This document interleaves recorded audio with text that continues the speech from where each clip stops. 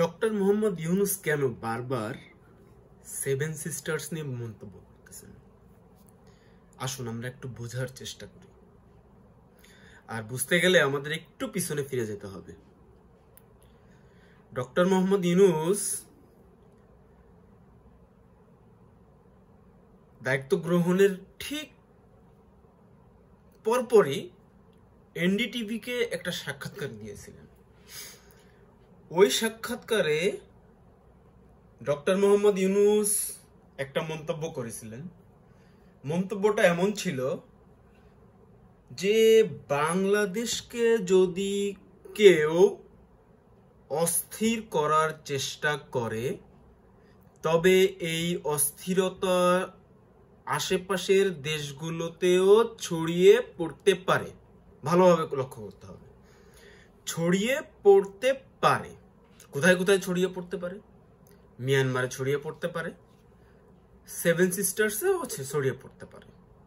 আচ্ছা, এই কথার প্রতি উত্তরে ভারত বেশ নেতিবাচক প্রতিক্রিয়া দেখিয়েছিলেন। সম্প্রতি ডক্টর মোহাম্মদ ইউনুস বেজিং সফরে গিয়েছেন। বেজিং এ সফরে যাওয়ার পর উনি আবার সেভেন সিস্টার্স নিয়ে একটা মন্তব্য করেছেন। মন্তব্যটা কি? উনি বোঝাতে চেয়েছেন সেভেন সিস্টার্স আসলে ল্যান্ডলকড একটা অঞ্চল। এই অঞ্চলের কোনো সমুদ্র বন্দর বা সমুদ্র সীমা নাই। ওকে, ফাইন। উনি আরো একটা কথা বলেছেন এবং এই কথাটার তাৎপর্য অনেক গভীরে। উনি বলেছেন সেভেন সিস্টার্স যদি বাংলাদেশের বন্দরগুলো ব্যবহার করে তাহলে এখানে অনেক সম্ভাবনা আছে, বাণিজ্যিক সম্ভাবনা। উনি আরো বলেছেন একটি কথা, সেটা হচ্ছে এই অঞ্চলের আমরা একমাত্র সমুদ্র সীমার অভিভাবক, একমাত্র গার্ডিয়ান। কেন এই কথা বললেন উনি? সেভেন সিস্টার্সে যদি ঢুকতে হয় তাহলে আপনাকে চিকেন নেক দিয়ে ঢুকতে হবে, আর যদি আপনি করিডোর চান তাহলে বাংলাদেশের উপর দিয়ে আপনাকে যেতে হবে, অন্যথায় আপনাকে মিয়ানমারের উপর দিয়ে যেতে হবে, যেটা পসিবল না। এখন বাংলাদেশের উপর দিয়ে যদি আপনি অল্প পথ অতিক্রম করে সেভেন সিস্টার্সে ঢুকতে চান তাহলে আপনাকে কি করতে হবে? তাহলে আপনাকে যেটা করতে হবে সেটা হচ্ছে আমাদের কক্সবাজার থেকে যে বন্দরগুলো আছে এগুলো ব্যবহার করে ল্যান্ড হয়ে তারপরে সেভেন সিস্টার্সে ঢুকতে হবে। আচ্ছা, ডক্টর মোহাম্মদ ইউনুসের কেন এত ইন্টারেস্ট? সেভেন সিস্টার্সের কি হবে না হবে, ভালো মন্দ, এটা নিয়ে ডক্টর মোহাম্মদ ইউনুসের এত চিন্তা কেন? একটা কারণ আছে। সে কারণটা হচ্ছে যদি ভারত বাংলাদেশের চট্টগ্রাম থেকে করিডোর ব্যবহার করে সেভেন সিস্টার্সে যোগাযোগ স্থাপন করে তাহলে আমাদের একটা অর্থনৈতিক বেনিফিট আছে। প্রথম বেনিফিটটা হচ্ছে আমরা এখান থেকে প্রচুর পরিমাণ রাজস্ব আয় করতে পারব। দ্বিতীয়ত, যদি ভারত আমাদের কাছে বা বাংলাদেশের কাছে যদি বলে আমাদেরকে একটা করিডোর দাও, তাহলে ডক্টর মোহাম্মদ ইউনুসের প্ল্যানটা কি সেটা আমরা একটু বুঝি। ডক্টর মোহাম্মদ ইউনুস এর আগে একটা মন্তব্য করেছিলেন। মন্তব্যটা এমন ছিল, যদি বাংলাদেশ সেভেন সিস্টার্স, নেপাল, ভুটান একত্রিত করা যায় যোগাযোগ করে তাহলে এখানে বিজনেস করাটা খুব সহজ হবে।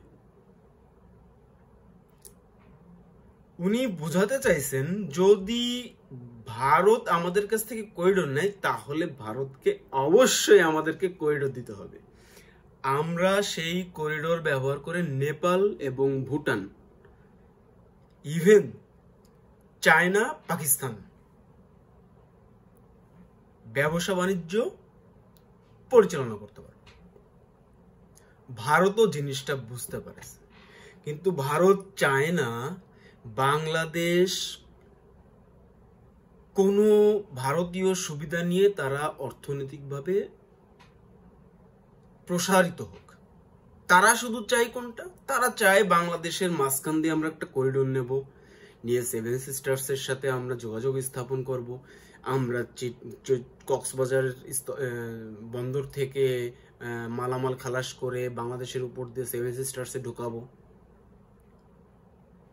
এবং ভারত এটাতে সফল হয়েছিল। আনফরচুনেটলি শেখ হাসিনার বিদায়ের পর সব প্ল্যান প্রোগ্রাম ভেস্তে গেছে। ডক্টর মোহাম্মদ ইউনূস ঠিক এই সুযোগটাকেই কাজে লাগাচ্ছেন এবং উনি আরো একটা জিনিস বোঝাতে যাচ্ছেন, দেখো আমরা ছোট দেশ হলেও আপাত দৃষ্টিতে এই অঞ্চলের মোড়ল আমরা, সো আমাদেরকে ডমিনেট করে তোমরা কোনো কিছুই হাসিল করতে পারবা না। ভারত তো অবুঝ না, ভারত এই জিনিসগুলো খুব ভালোভাবে বুঝতে পেরেছে, এই জন্য তারা খুবই উদ্বিগ্ন। সম্প্রতি বেজিং সফরের পর